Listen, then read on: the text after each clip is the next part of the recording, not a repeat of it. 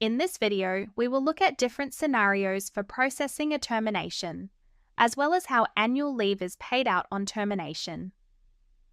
In a New Zealand Pay Global database, when terminating an employee who will receive a payout for leave, you must record the termination transaction within an open pay period.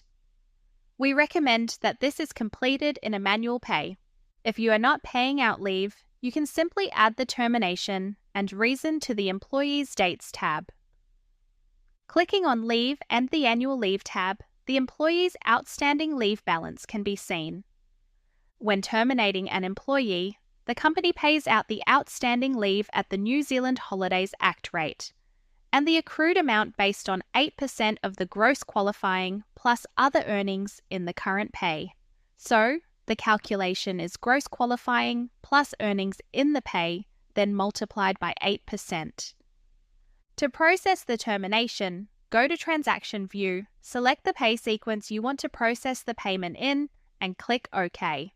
If needed, search for the employee, click on the Employee Code field and type in the employee's code, or click on the Name field and type in their name. Click on the correct employee, press Insert on your keyboard, or right-click and select Insert Allowance. As we'll be using a manual pay, the pay header will appear. This will not open in Standard Pays. Click OK to continue. If you know the allowance code for termination, you can type it into the field.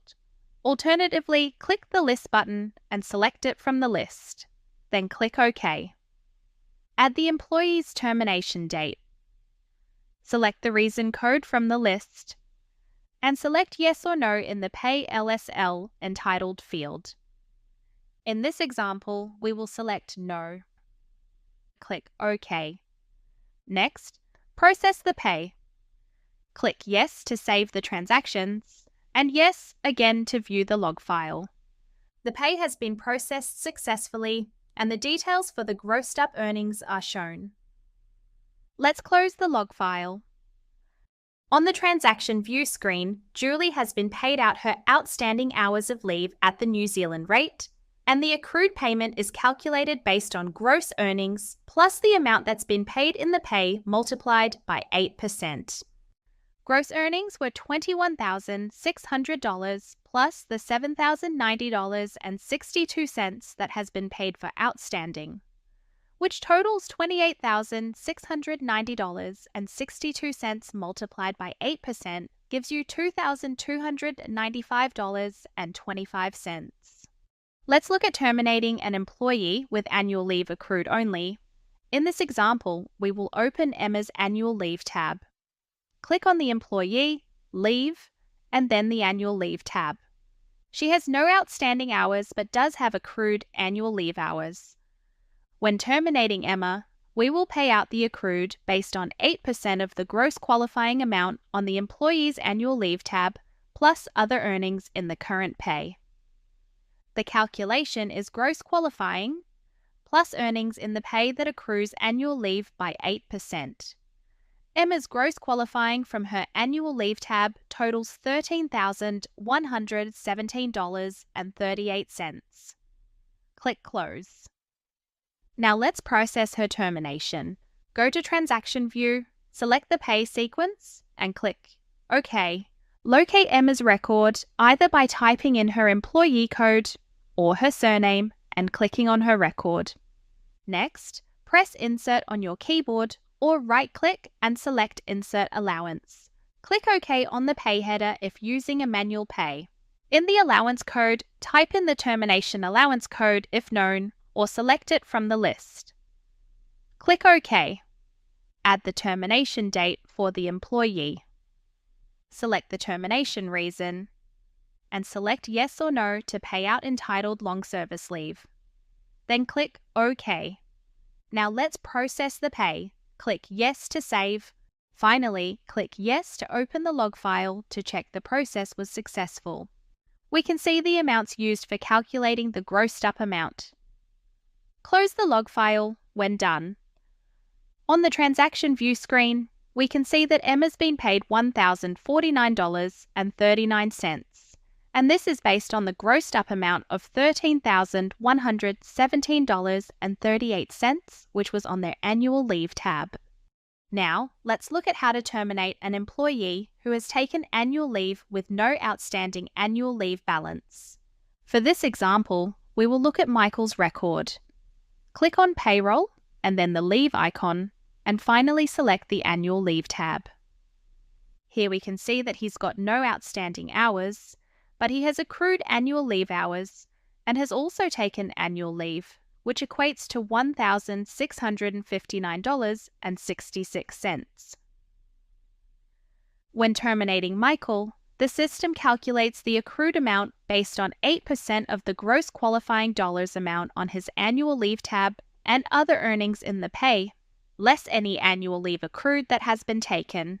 So, the calculation gross qualifying plus earnings in the pay multiplied by 8%, then deduct gross accrued paid off. Michael's gross qualifying totals $25,025.36. His gross accrued paid totals $1,659.66. Let's process the termination for him now. Click Close on the employee's record, go to Transaction View, select the pay sequence you're paying him in, and click OK. Select the employee by either clicking in the employee code and typing in their code, or click in the name field and start typing the last name.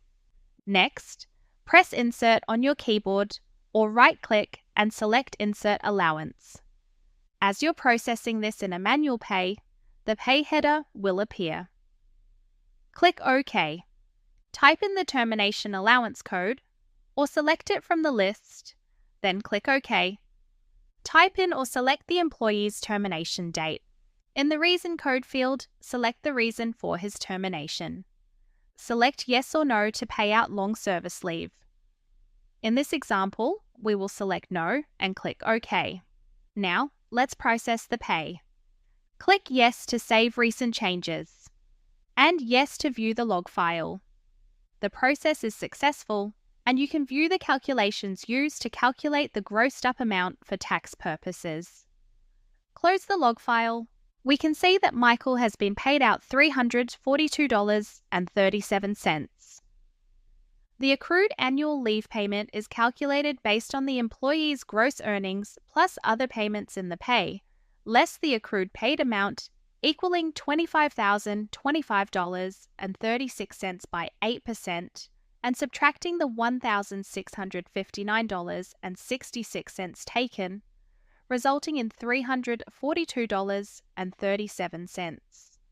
When it comes to payday filing for terminated employees, the Gateway solution enables the reporting of employees' details when a termination date has been entered in their employee record in your database. Here are some key points worth noting. Each employee is reported as a unique submission. Employees with an IRD number of 000000 will fail to send.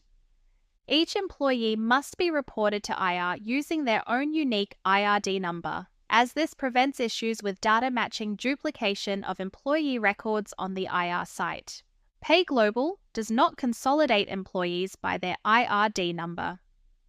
Therefore, if an employee has multiple concurrent employee codes for the same employer, you will have to report changes on this employment relationship direct via MyIR. Employee departure details can be created automatically when you close the pay based on the pay period settings. Sending of departing employee details to IR needs to become part of your organization's termination process, or as part of the pre-close process. To report terminated employees via the Gateway, open the employee record, right-click on the screen and select Report Terminated Employment to IR. This option is only active for terminated employees and is only available if you're using the Gateway solution and need to be done between the close of the employer's final pay and the submission of related employment information EI submission. For file upload customers, the employee will be included in the EI file generated by PayGlobal if there is a termination transaction in the pay and the termination date is within the pay. Otherwise, Whichever payday option you use, you can update MyIR manually. We recommend referring to the help file for more information.